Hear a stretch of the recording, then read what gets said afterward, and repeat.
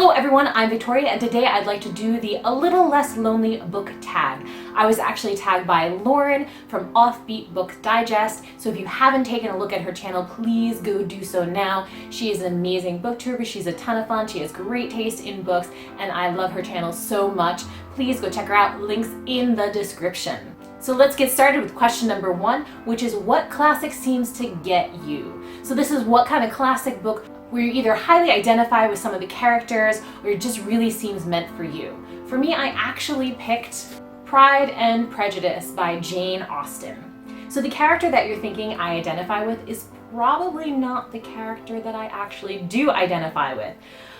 I wanted to be Elizabeth Bennet. I wanted to be sparkly and bubbly and be able to talk to anyone about anything. Unfortunately, I completely identify with Mr. Darcy.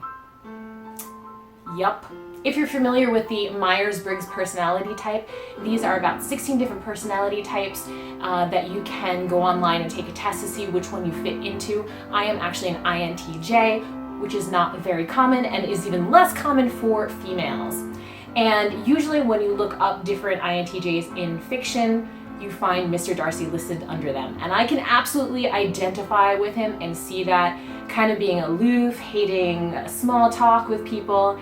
And this book just made me realize that I wasn't alone, that there were other people like that out in the world. Also, Jane Austen herself tends to pop up on some of these lists of famous INTJs, and I can see that. Her writing is hilarious and snarky and wonderful, and this book just speaks to me so much. It also led to that awkward moment when a fictional 200-year-old character was calling me on my shit when Elizabeth calls out Darcy for not taking the time to practice actually talking to people, and I was like, oh, yeah, that's me. So this book actually had a big impact on my life. It made me realize that I kind of needed to step up my people skills game and to actually try and engage in small talk with people so as not to look like an ass, quite frankly.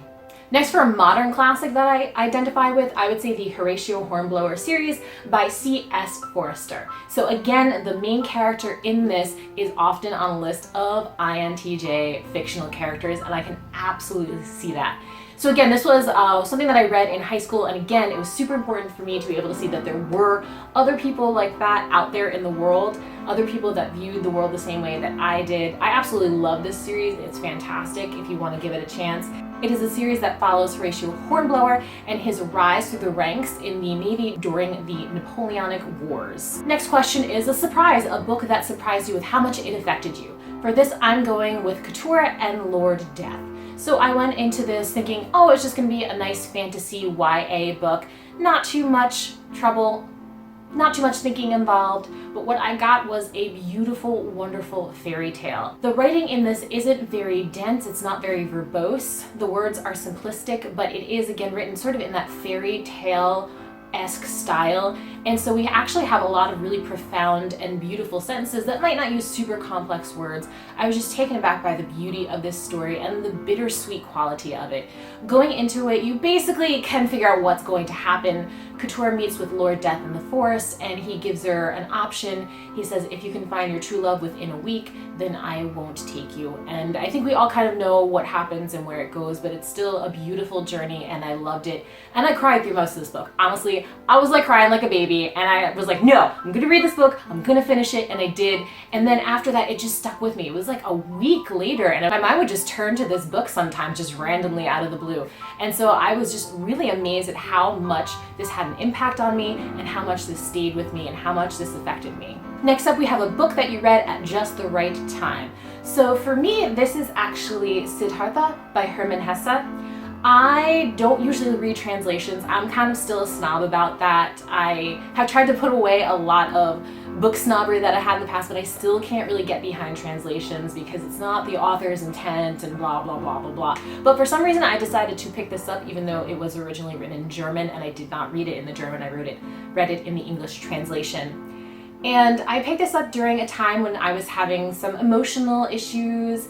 Just wasn't a great time in my life. I was kind of down and sad.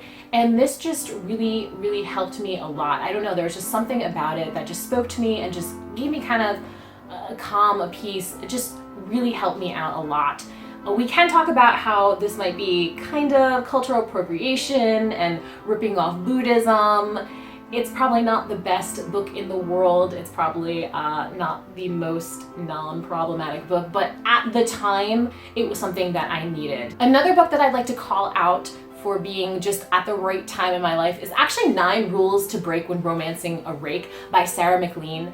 So previous to this, I'd finally been kind of trying to get back into reading and breaking out of the cycle of like just reading literary fiction and historical fiction and just really not loving it that much and being kind of bored by it and then just stopped reading altogether. So I had started picking up things outside of those genres, kind of in more fantasy and some lighter different things. But this was the first historical romance that I ever read and I loved it. I had a ton of fun with it and I think this was perfect timing for me. This is just when I needed something like this to kind of kickstart the great reading resurgence or reading renaissance, and I'm so happy that I actually did pick this up, kind of got over my snobbery because it's fantastic. Haven't looked back since, have read a ton of historical romance and have loved every minute of it. Next we have a book that inspires you. So I actually had a challenge for this because I really feel like the most inspiring stories are true stories, are words spoken about our society that we live in presently. And unfortunately, I don't really read a ton of nonfiction. I read a lot of fictional things, especially genre-specific things, but not that much nonfiction, so I had some trouble. But I did end up picking Dear Ijewele, or A Feminist Manifesto in 15 Suggestions by Chimamanda Ngozi Adichie. So this was a recent read for me. I absolutely loved it. I gave it 5 out of 5. Now, why is this inspiring? Because I think it really speaks to me. It speaks to my ideals as a feminist and someone that wants to fight for gender equality and overcoming our ingrained social gender stereotypes. And I just agreed with so much of what she said in here. And it's so inspiring to see that there's someone else out there that shares your beliefs and your values and is fighting for that same equality and wants that same thing accomplished. So this is just really inspiring. I invite you all to read it. Again, very, very short, but very, very important. Last but not least, we have a book that calms you. So for me, this would be any historical romance that is just really, really light and fluffy and fun and sweet. So I'm going to choose Just Like Heaven by Julie Quinn as my example of this. So in the story, we have Marcus and Honoria, and Marcus's best friend is Honoria's brother. And so for a long time, they really haven't been able to kind of pursue any sort of romantic involvement because of that until, well, stuff happens, of course, because it does. And so these two embark on a really super sweet, amazing romance. There is the trademark Julie Quinn wit throughout, and it's just wonderful and sparkling and lovely. I absolutely love that we have characters that already know each other, and I absolutely love that it's just so light and fantastic. And I also love that we get a happily ever after. That always makes me really calm when I know two characters are falling in love and will eventually achieve that wonderful happily ever after at the end of their story. So thank you everyone for watching. That has been a little less lonely book tag. Again, please check out Lauren's channel. Links down in the description. Thank you all for watching. Please subscribe if you haven't already, and I hope to see you soon. Bye.